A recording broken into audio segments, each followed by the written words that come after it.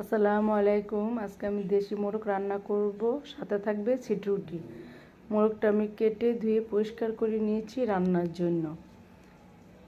আমি চুলায় একটি কড়াই বসিয়ে দিলাম।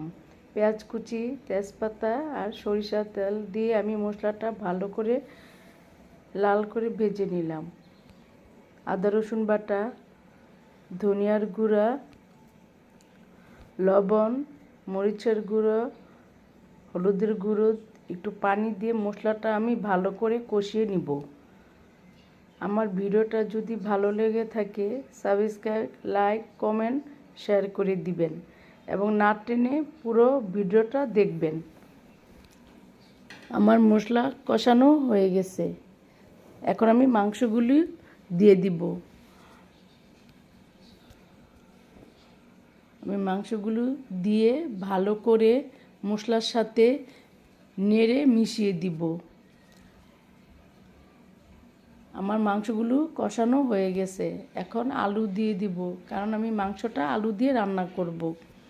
আলু দিয়ে মাংসটা আমি ভালো করে কষিয়ে নিতেছি। কষানো হয়ে গেলে আমি পানি দিয়ে দিব।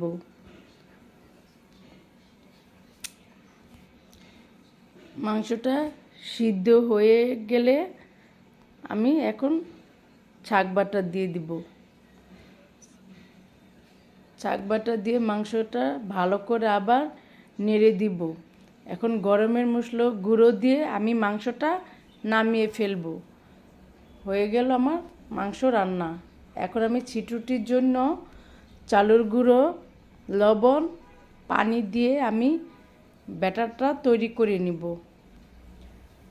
পিঠার জন্য। চুলায় আমি একটি ফ্রাই প্যান বসিয়ে দিয়েছি। এখন আমার ছিটুটিও বানিয়ে ফেলেছি। আমার ছিটুটি বানানো হয়ে গেছে। আজকে দুপুরে মুরগির মাংস আর ছিটুটি। আল্লাহ হাফেজ।